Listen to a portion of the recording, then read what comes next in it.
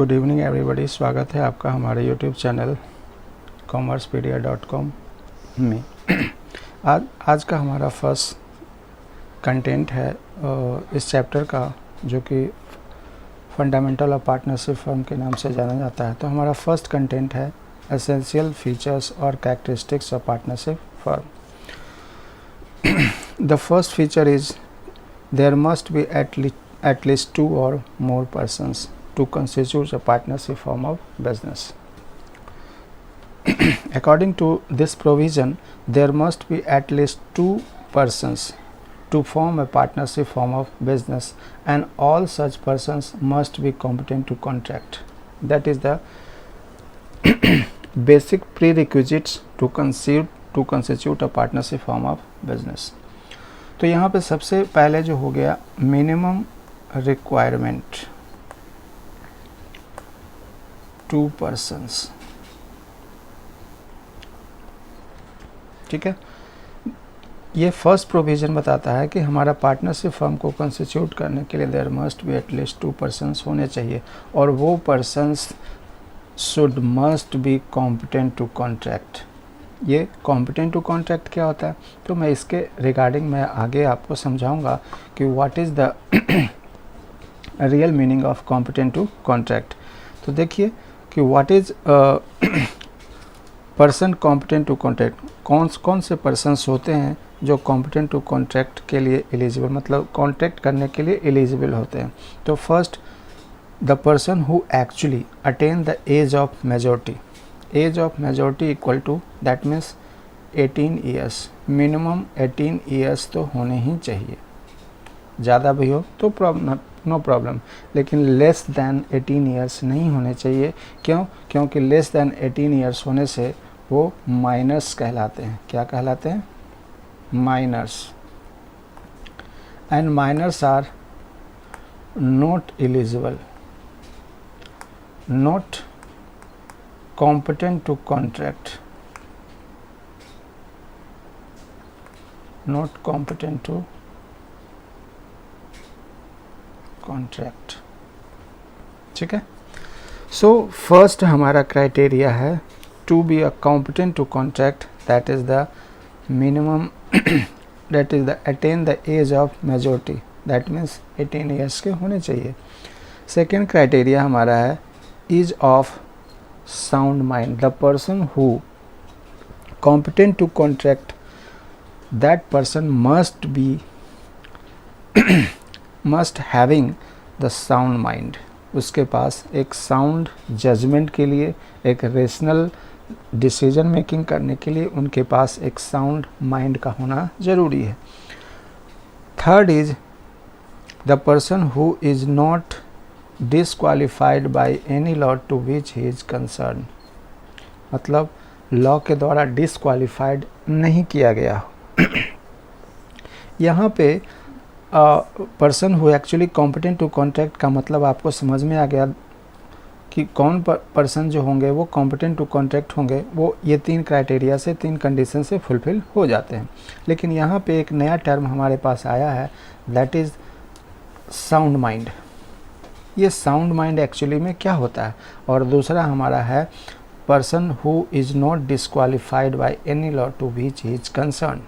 तो ये दोनों टर्म को हमें समझना है, काफ़ी टेक्निकल टर्म है, देखते हैं क्या है इसका मतलब। तो साउंड माइंड का मतलब, जैसा कि मैंने अभी थोड़ा देर पहले मैंने बोला, साउंड माइंड का मतलब होता है capable of understanding the contracts. मतलब जो कॉन्ट्रैक्ट्स के अंदर जो प्रोविज़न्स होते हैं, उस प्रोविज़न के कॉन्सिक्वेंसेस क्या होंगे, और जो उसके अंदर और भी अदर टर्म्स एंड कंडीशंस होंगे, उसको अच्छी तरीके से समझने के योग्य होना चाहिए। That is the first criteria to be a sound mind. ठीक है, सेकंड क्राइटेरिया हमारा है, ये फर्स्ट हो गया, और ये सेकंड क्राइटेरिया हमारा हो गया capable of forming a rational judgement. वो इस योग्य होना चाहिए कि वो अपना एक साउंड डिसीजन ले सके, वो साउंड रेशनल, मतलब एक रेशनल जजमेंट फॉर्म कर सके। तो ये दोनों क्राइटेरिया है to be a sound mind के लिए। First, capable of understanding the terms and condition of that particular context, and second is capable of forming a rational judgment at the time of making the contact. I hope concept of sound mind clear हो गया होगा। Third है हमारा person disqualified by law। ये क्या होता है? जो कि competent to contact के लिए एलिजिबल थे, तो ये उसमें आया था person disqualified by law। तो वो कौन कौन से persons होते हैं जो disqualified होंगे by law के द्वारा कि आप कॉन्टैक्ट नहीं कर सकते हैं? तो फर्स्ट है हमारा एलियन एनिमी। सबसे पहले इसमें से ये समझना ज़रूरी है कि what is alien, what is the real meaning of alien.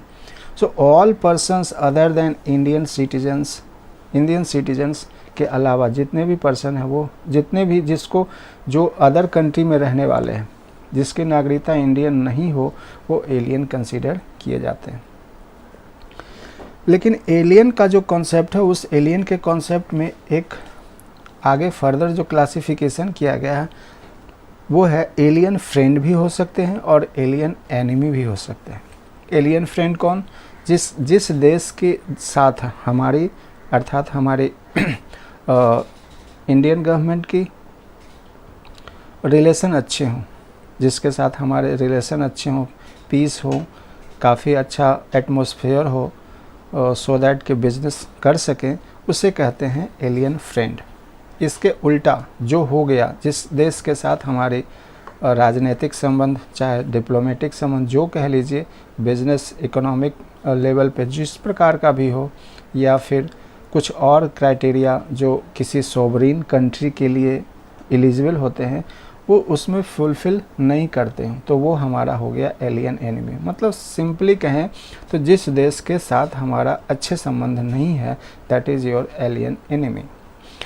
और कॉन्ट्रैक्ट एक्ट 1872 ये बताता है कि आप एलियन एनिमी के साथ कॉन्ट्रैक्ट नहीं कर सकते, तो ये डिसक्वालीफाइड हो गया, ये क्वालिफाइड नहीं है to make any kind of contract. लेकिन एलियन फ्रेंड के साथ आप कर सकते हो। एलियन एनिमी में एक एक्सेप्शन होता है कि अगर आप सेंट्रल गवर्नमेंट का अप्रूवल है, अगर आपके पास सेंट्रल गवर्नमेंट का अप्रूवल है, तो आप कॉन्ट्रैक्ट कर सकते हो, राइट। तो पर्सन डिस्क्वालीफाइड बाय लॉ का जो फर्स्ट पॉइंट है एलियन एनिमी, वो क्लियर हो गया। आई होप इसे आप समझ पाए होंगे। सेकेंड पॉइंट है फॉरेन सोवरेन्स और एंड एम्बेसडर। ये फॉरेन सोवरेन्स एंड एम्बेसडर्स कौन होते हैं? जो कहता है ना राजदूत, राजनयिक, किसी दूसरे देश का जो रिप्रेजेंट हमारे देश में करता है। आप एम्बेसी का नाम सुने होंगे अक्सर, एम्बेसी। तो उस एम्बेसी, वो एम्बेसी क्या होते हैं? डिफरेंट कंट्री के साथ जिससे हमारा संबंध होता है, या जो सॉवरेन स्तर पर रिकॉग्निशन प्राप्त होता है, वो उस कंट्री का हमारे कंट्री में एक एम्बेसी होता है, सो दैट कि उस कंट्री के पीपल के लिए रिप्रेजेंट कर सके। तो इसी को बोलते हैं फॉरेन सॉवरेन। तो foreign sovereign through out the world, ऐसा नहीं है कि सिर्फ इंडिया में, थ्रू आउट द वर्ल्ड उनके पास एक स्पेशल प्रिविलेज होता है। ऑब्वियसली उसके पास स्पेशल प्रिविलेज होता है किसी भी कंट्री में, जिस कंट्री में वो रह रहे हों। फॉरेन सॉवरेन, इंडिया का लोग बाहर भी रहता है किसी भी अदर कंट्री में, वो भी फॉरेन सॉवरेन ही कहलाते हैं, या एम्बेसडर जिसको बोलते हैं, या राजदूत जिसको हिंदी में कहते हो आप। They cannot inter into a contract. इनके पास ये प्रिविलेज नहीं होता है कि वो स्पेशल प्रिविलेज तो होता है, लेकिन ये प्रिविलेज नहीं होता है कि वो किसी थर्ड पार्टी के साथ कॉन्ट्रैक्ट कर सकते हैं, accept through their agent residing in India. हाँ, उनके पास भी एक ऑप्शन होता है, यहाँ भी एक एक्सेप्शन होता है। क्या एक्सेप्शन है? कि आप डायरेक्टली इन्वॉल्व नहीं हो सकते हो किसी भी कॉन्ट्रैक्ट में, लेकिन हाँ आप अपने एजेंट के थ्रू, और वो भी एजेंट कौन सा? जो इंडिया में रह रहा हो, उस एजेंट के थ्रू आप कॉन्ट्रैक्ट कर सकते हो।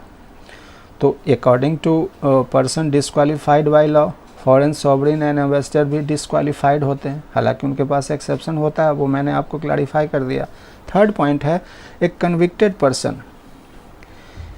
अगर कोई कन्विक्टेड पर्सन है और उसके साथ साथ while he is undergoing imprisonment, मतलब किसी भी कोर्ट ऑफ लॉ के द्वारा किसी भी व्यक्ति को किसी भी प्रकार का इम्प्रिजनमेंट दिया गया हो, कानूनी कार्रवाई के द्वारा उसको अगर कैद दिया गया हो, जेल दिया गया हो, तो that particular person cannot inter into a contract.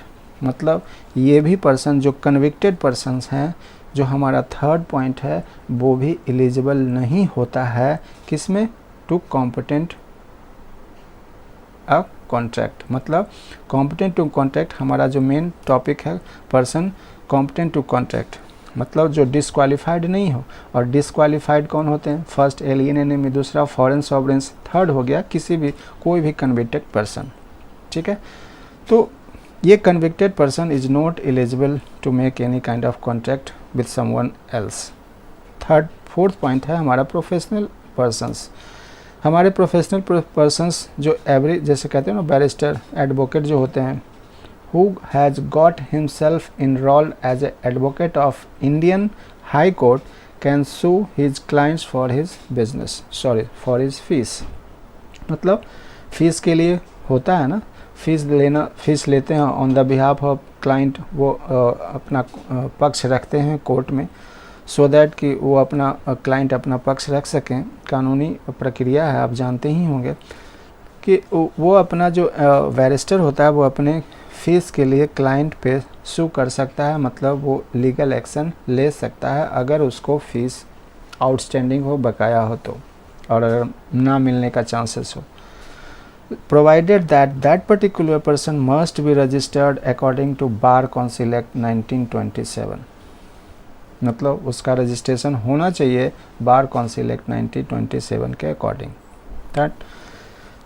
That is the fifth point, corporation. ये बहुत इंपॉर्टेंट पॉइंट है, आपके कंपनी अकाउंट्स में काफ़ी इस पर डीपली हम लोग अध्ययन करेंगे, डीपली इस पर डिस्कस करेंगे। बहुत सारा इसके अंदर डिफरेंट चैप्टर्स हैं, डिफरेंट प्रोविजंस हैं। तो चलिए थोड़ा सा इसे समझने की कोशिश करते हैं, छोटा सा एक फिगर के द्वारा, कि क्या होता है हमारा कंपनी का क्या प्रोविज़न होता है, क्या उसकी गवर्निंग बॉडी होती है, क्या उसका लीगल स्टेटस होता है विथ रिस्पेक्ट ऑफ कि क्या वो कॉन्ट्रैक्ट करने के लिए क्वालिफाइड हैं या डिसक्वालीफाइड है। तो यहाँ पे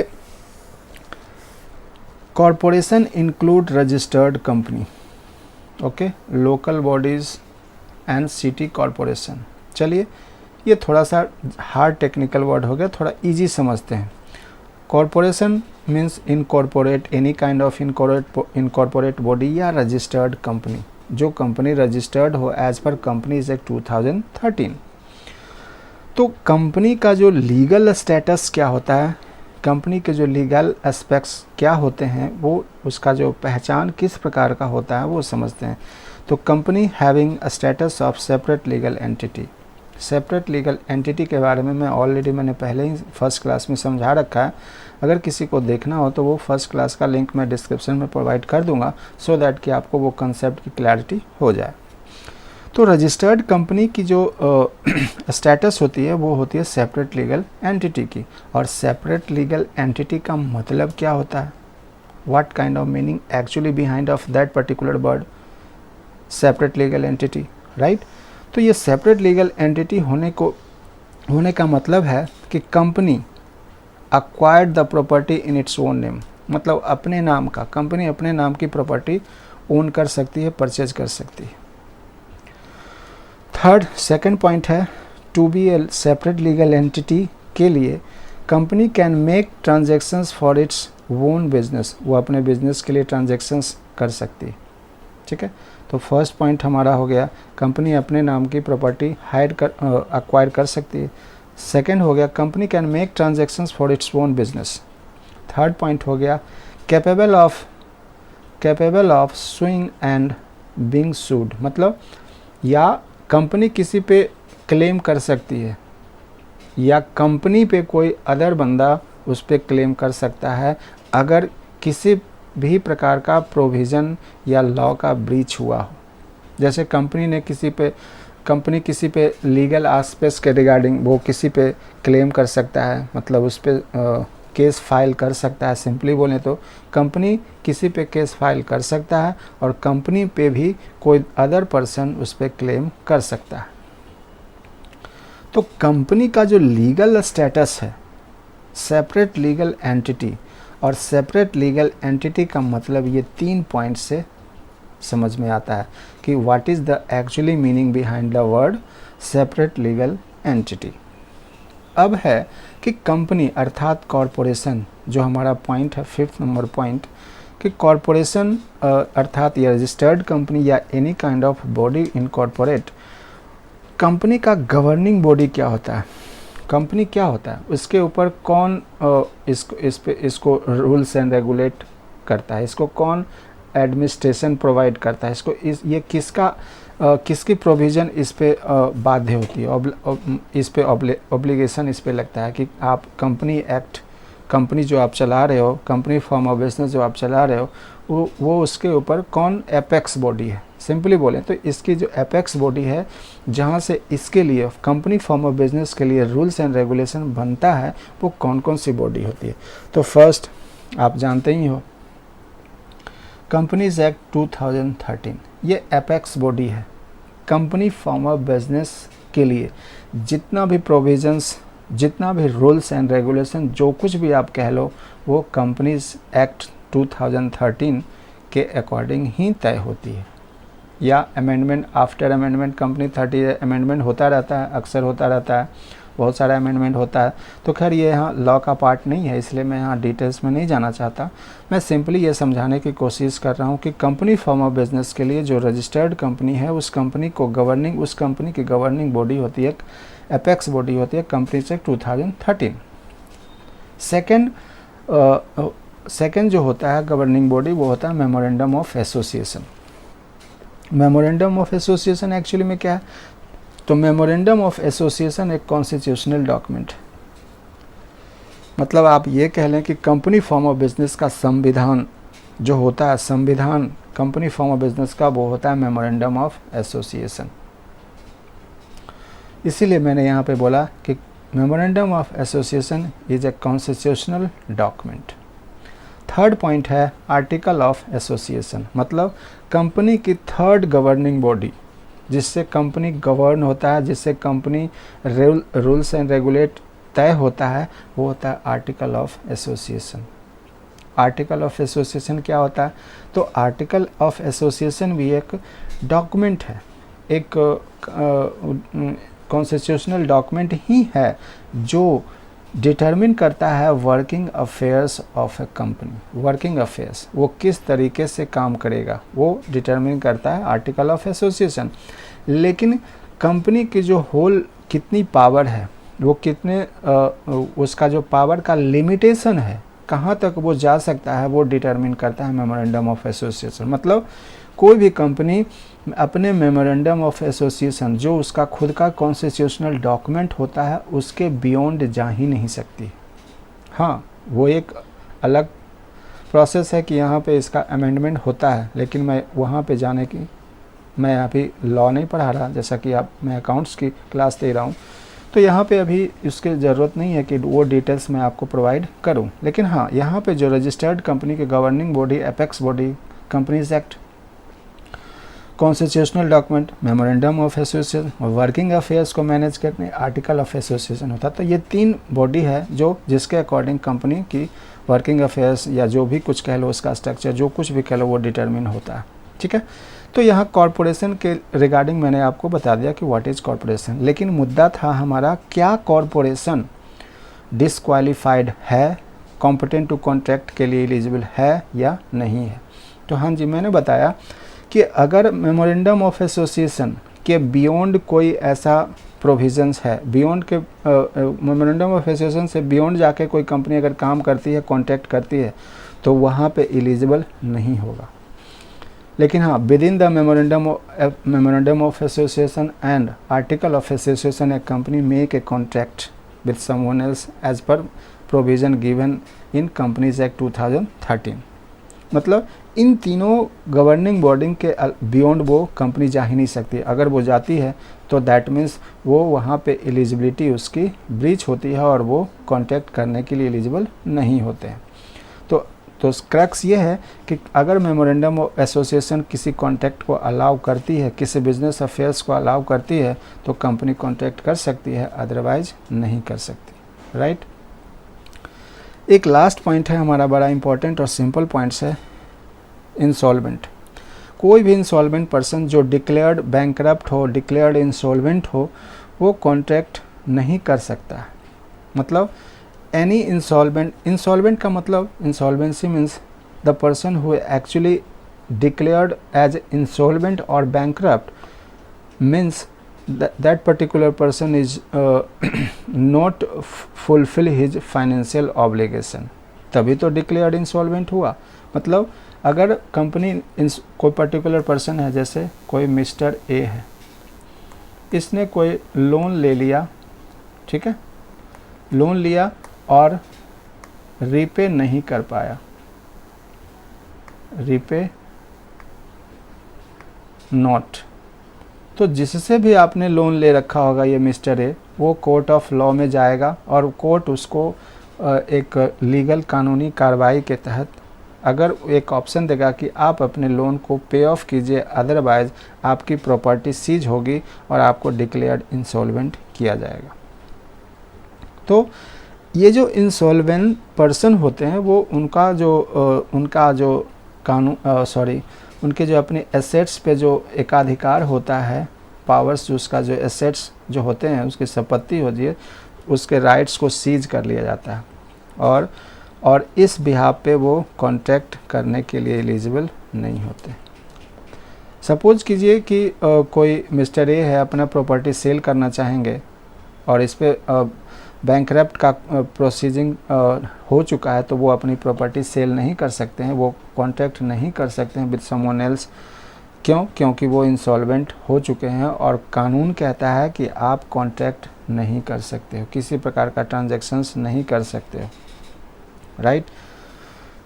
तो ये हमारा पॉइंट्स है जो फर्स्ट पॉइंट के अंदर, मतलब जो भी हमारा फीचर्स था, फर्स्ट फीचर 2 और मोर पर्सन्स, इस फीचर्स के अंदर जो हमारा लीगल टर्म्स आया था, competent to contract, unsound mind अर्थात sound mind, disqualified by any law, ये तीनों टर्म को मैंने यहाँ पे समझा दिया कि what is person competent to contract, कौन कौन से पर्सन होते हैं, साउंड माइंड क्या होता है, साउंड माइंड होने के लिए क्या क्या सा टर्म्स होते हैं, पर्सन डिसक्वालीफाइड, कौन कौन से पर्सन डिसक्वालीफाइड होते हैं to make any kind of contract. तो ये तीनों टर्म थोड़ा सा लंबा था पर मैंने आपको डिलीवर कर दिया। आई होप कॉन्सेप्ट आपको डिलीवर हो चुका है, आपका बिल्ड भी हो गया होगा। उसके बाद मिनिमम हमारा जो यहाँ मुद्दा था कि मिनिमम जो पर्सन रिक्वायर्ड होते हैं to constitute partnership form of business, that is the 2, at least 2 person. लेकिन मैक्सिमम क्या, तो उसके लिए है section 464 of companies act 2013 provide करता है। मतलब section 464 of companies act 2013 empower करता है किसको, सेंट्रल गवर्नमेंट को, कि आप ये प्रिस्क्राइब करो कि मैक्सिमम नंबर ऑफ पार्टनर्स कितने होंगे इन ए फर्म, और वो होगा that can not be more than the 100, मतलब 100 से ज़्यादा नहीं होने चाहिए।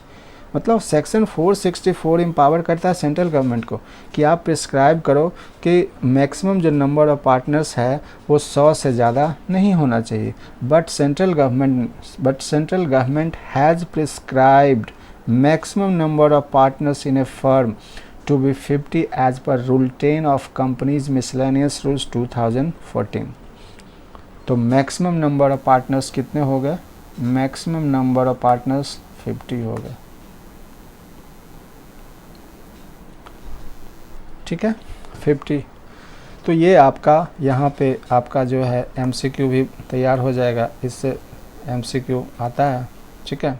मैं उसके लिए हालांकि मैं प्रैक्टिस करवाऊँगा कि व्हाट इज़, ये सारे छोटे मोटे क्वेश्चन हैं, बहुत सारे नंबर ऑफ़ क्वेश्चन, जैसा कि मैंने आपको बोला हुआ था कि इस चैप्टर में मैंने तकरीबन 250 तकरीबन 275 क्वेश्चंस मैं प्रैक्टिस करवाऊँगा MCQ, ठीक है। नेक्स्ट फीचर हमारा है agreement. What is agreement? Agreement, तो हमारा पार्टनरशिप का जो सेकंड है फीचर्स है एग्रीमेंट। और पार्टनरशिप के बारे में ये कहा जाता है कि partnership is the result of N agreement. मतलब दो पर्सन के बीच में सहमति हुआ और उस सहमति को एग्रीमेंट कहा जाता है। ठीक है, आप दोनों सहमत हो गए और किसी पर्टिकुलर ऑब्जेक्ट के लिए कि चलो हम दो पर्सन मिलकर के एक पार्टनरशिप फॉर्म ऑफ बिजनेस करते हैं, तो वो कर सकते हैं क्योंकि मिनिमम रिक्वायरमेंट 2 पर्सन्स की होती है। तो agreement, partnership is the result of an agreement. ये बहुत ही इम्पॉर्टेंट पॉइंट्स है, ये MCQ के लिए भी इम्पॉर्टेंट है। यहाँ आप MCQ के लिए भी काफ़ी इम्पॉर्टेंट है। It must come into existence by an agreement. और ये जैसा कि मैंने पहले ही बताया कि ये रिजल्ट ऑफ एग्रीमेंट है partnership, and note by the operation of law. Simply क्या हो गया कि partnership is the result of an agreement note bye operation of law. अब सवाल ये उठता है कि what is operation of law.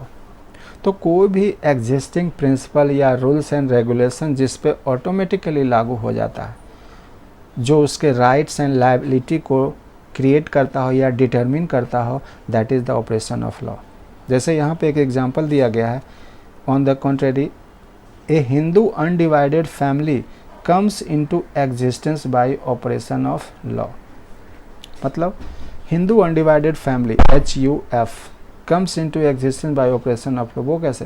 जैसे कोई फैमिली है, हिंदू फैमिली, और उस हिंदू फैमिली में कोई भी न्यू बेबी बॉर्न अगर उसका बर्थ होता है तो वो ऑटोमेटिकली उस फैमिली का मेंबर माना जाता है, मेंबर होता है। क्यों? क्योंकि उसके लिए कोई कांटेक्ट करने की ज़रूरत नहीं है। यहाँ पे ऑटोमेटिकली जो एग्जिस्टिंग प्रिंसिपल है कि फैमिली में जन्म लेने वाला बंदा फैमिली मेंबर ही होता है। ठीक है, तो इस तरीके से हिंदू अनडिवाइडेड फैमिली का ऑपरेशन होता है, that is operation by law and not by an agreement. मतलब हिंदू अनडिवाइडेड फैमिली एग्रीमेंट के द्वारा नहीं होता है। तो ये भी एक MCQ हो गया। ठीक है, अब ये ऑपरेशन ऑफ लॉ के बारे में थोड़ा सा मैंने आपको समझाने का कोशिश किया लीगल टर्म्स में। By operation of law is a legal term that indicates a right or liability which has been created for a party irrespective of the intent of the party. मतलब आप चाहें या ना चाहें, आपका एक्शन हो या ना हो, जैसे किसी भी वो आप पे ऑटोमेटिकली लागू हो जाता है, आप कोई एक्शन ले या ना ले। अब जैसे कि यहाँ पे हिंदू अनडिवाइडेड फैमिली में है कि को न्यू बेबी बॉर्न का जन्म होता है और न्यू बेबी का बर्थ होता है, और बर्थ होने के बाद वो उसके लिए क्या कोई कॉन्टैक्ट करने की ज़रूरत होती है, कोई एग्रीमेंट होती है? नहीं होती है। वो अपने आप उस पर जो एग्जिस्टिंग प्रिंसिपल लागू हो जाते हैं और वो उसका उस फैमिली का मेंबर हो जाता है। तो यहाँ पे क्या उसका कोई इंटेंट या कोई एक्शन हुआ? नहीं हुआ। तो because it is enforceable automatically by existing principle, जो आपके एग्जिस्टिंग प्रिंसिपल हैं, रूल्स एंड रेगुलेशन है, उस पर ऑटोमेटिकली लागू हो जाता है। ठीक है, तो सेकंड पॉइंट हमारा क्लियर हो गया कि एग्रीमेंट क्या होता है। सो इसका क्रक्स हुआ partnership is result of agreement not operation of law, and Hindu undivided family is result by an operation of law, not by an agreement. Done? Okay. Third point है हमारा existing of business and profit motive. जो हमारा जो हमने form of business अर्थात partnership firm का constitute किया है, उसका एस्टेब्लिशमेंट किया है, उसका मोटिव क्या होना चाहिए। तो हमारा पार्टनरशिप फर्म भी तो एक बिजनेस ही है, another kind of form of business. तो किसी भी बिजनेस का जो मोटो होता है वो प्रॉफिट अर्निंग ही होता है। कोई ऐसा बिजनेस करता है जो बिना प्रॉफिट नहीं चाहता हो? यस, होता है, लेकिन वो नॉन प्रॉफिट ऑर्गेनाइजेशन में आता है, प्रॉफिट मेकिंग ऑर्गेनाइजेशन में नहीं आता।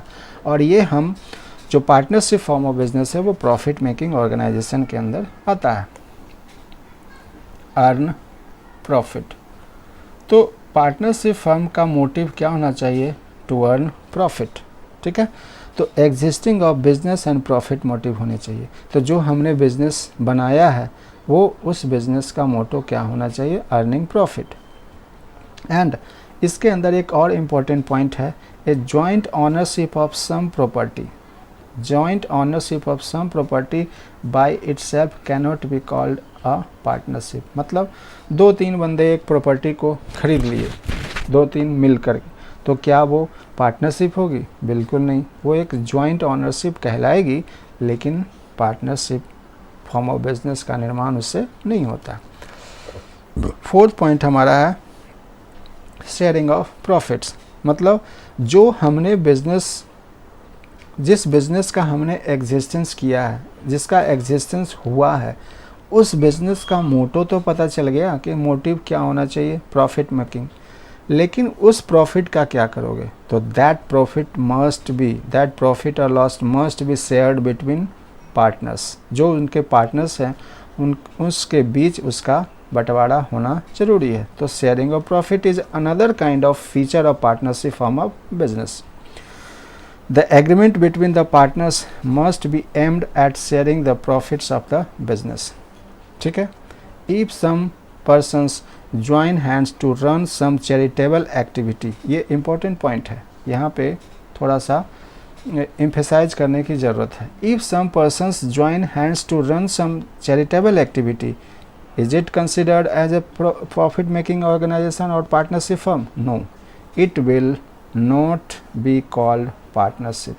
ये partnership form of business नहीं होगा।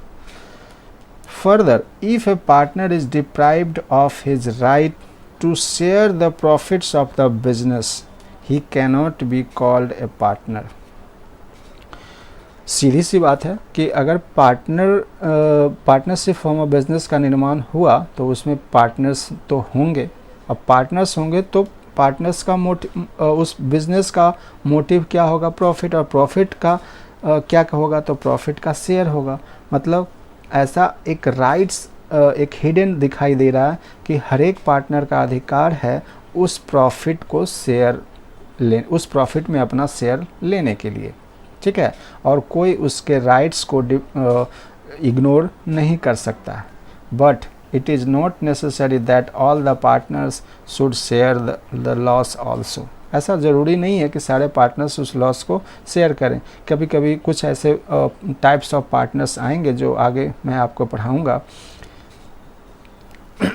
It may be agreed between the partners that one or more of them shall not be liable for the losses. ऐसा मतलब मे बी ऐसा पॉसिबल है, ऐसे सर्कमस्टांसेस हो सकते हैं कि कोई ऐसा पर्टिकुलर पार्टनर्स को इंट्रोडक्शन हुआ है बिजनेस में जिसको ये गारंटी दिया गया हो कि आपको जो लॉस होगा उस लॉस में शेयर आपको नहीं करना है, आपको सिर्फ प्रॉफिट में शेयर करना है। ठीक है। तो sharing of profit second points हमारा agreement, and third is existing of business and profit motive and sharing of profit. ये हमारा कॉन्सेप्ट डिलीवर हो चुका है। 5th नंबर का पॉइंट है हमारा relationship of principal and agent. मतलब ये कहा गया है इस पॉइंट्स में कि जो पार्टनर्स होते हैं वो at the same time principal भी हो सकते हैं और at the same time agent होते हैं। एजेंट का मतलब the person who actually acting on the behalf of principal. तो वो एजेंट भी हो सकता है एज वेल एज वो प्रिंसिपल भी हो सकते हैं। तो ये हमारा 5th point relationship of principal and agent को बताता है। Each partner is an agent as well as the partner of the firm. An agent because he can bind the other partner by his acts, and a principal because he himself can be bound by the act of the other partners. ठीक है, अच्छी बात है।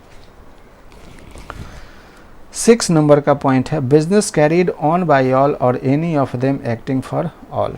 मतलब business जो existing business हमारा partnership form of business है वो या तो सभी मिलके चलाएं या उसमें से किसी एक on the behalf of all partners उस बिजनेस को एग्जीक्यूट कर सकता है। सिंपल पॉइंट है, नो इशू। 7th नंबर का पॉइंट है हमारा नो सेपरेट लीगल एंट्री। ये काफ़ी इंपॉर्टेंट पॉइंट है, ये MCQ के लिए भी काफ़ी इंपॉर्टेंट है। हमारा जो बिजनेस है पार्टनरशिप फॉर्म ऑफ बिजनेस, ये इसका अपना सेपरेट लीगल एग्जिस्टेंस नहीं होता है। और अभी कुछ देर पहले ही मैंने आपको समझाया था कि what is the real meaning of separate legal entity. मैंने समझा दिया, आप चाहें तो फिर से आप उसको देख सकते हैं।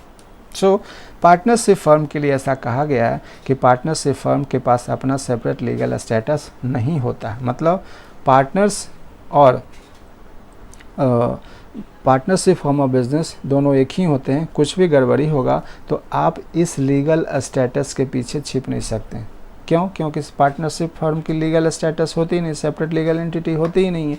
इस वजह से उसे जो भी होगा पार्टनरशिप फॉर्म ऑफ बिजनेस में जो भी कॉन्सिक्वेंसेस होते हैं वो पार्टनर्स उसके लिए लायबल होते हैं। ओके, तो ये हमारा पॉइंट्स था जो वाइंड अप हो गया, एसेंशियल फीचर और characteristics of partnership firm. I hope आपका ये कॉन्सेप्ट बिल्ड हो गया। आप इस पर थोड़ा सा ध्यान देंगे, इस पर बहुत बड़े सारे MCQ तैयार होंगे। हालांकि मैं आपको इस पर प्रैक्टिस भी करवाऊँगा।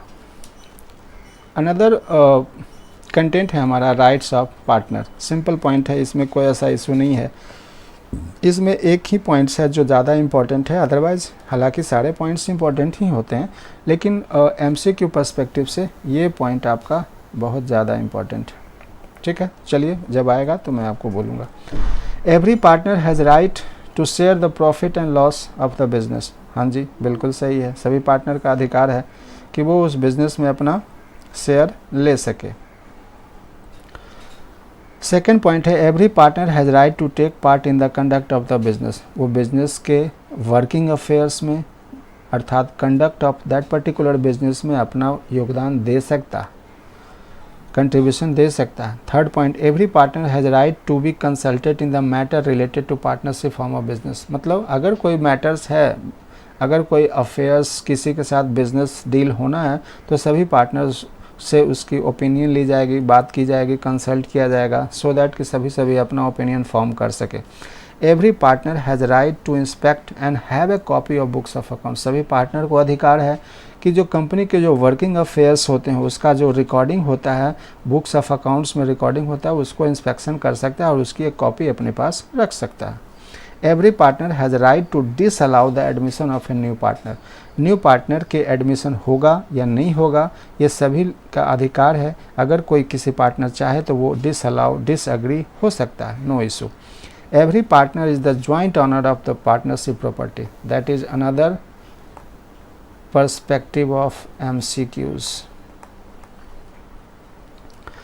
7 पॉइंट है if a partner has given loan to the firm. अगर कोई पार्टनर ने पार्टनरशिप फर्म को लोन दिया है तो he has right to receive interest at agreed rate. जिस रेट पे अग्रीमेंट हुआ होगा उस रेट पे उसे इंटरेस्ट मिलेगा। अगर कोई एग्रीमेंट नहीं है, अगर if rate of interest is not agreed, it is paid as at the rate 6% per annum. That is the most VVI MCQ. 8 number point है, if a partner incurs expenses or makes payment on behalf of the firm, he has right to be indemnified by the firm. Obviously, अगर कोई partnership firm के behalf पे कोई partner खर्च करता है तो उसको रिम्बर्समेंट मिलेगा, उसको बाद में उसकी क्षतिपूर्ति की जाएगी। Every partner has right to retire from the firm after giving a proper notice. अगर कोई पार्टनर उस पार्टनरशिप फर्म से रिटायर होना चाहता है, छोड़ के जाना चाहता है, तो by giving a proper notice उसके पास वो अधिकार है कि वो उस फर्म को छोड़ करके जा सकता है। तो that is the all about the content of characteristics of partnership firm and rights of the partnership firm. तो यहाँ तक जो मैंने आपको कंटेंट डिलीवर किया, आई होप आपको समझ में आया होगा। फिर भी अगर किसी को किसी का क्वेरी, किसी का क्वेश्चन हो तो आप मुझे व्हाट्सएप नंबर पे मैसेज कर सकते हैं, कमेंट बॉक्स में कमेंट कर सकते हैं, और इसके रिगार्डिंग कुछ भी अनदर एडिशनल चीज़ें चाहिए होगी तो वो आप मुझे कमेंट बॉक्स या फिर व्हाट्सएप कर सकते हो। राइट, ठीक है। अगर आपको ये कंटेंट हमारी एजुकेशन जो मैं आपको प्रोवाइड कर रहा हूँ अगर अच्छा लग रहा होगा तो आप इस चैनल को बूस्ट कीजिए, इस चैनल को नंबर ऑफ़ स्टूडेंट को प्रोवाइड कीजिए, सो दैट कि सभी लोग इस चीज़ का एडवांटेज उठा सकें और साथ साथ मुझे भी इसके लिए मोटिवेशन मिलता रहे। Thank you so much.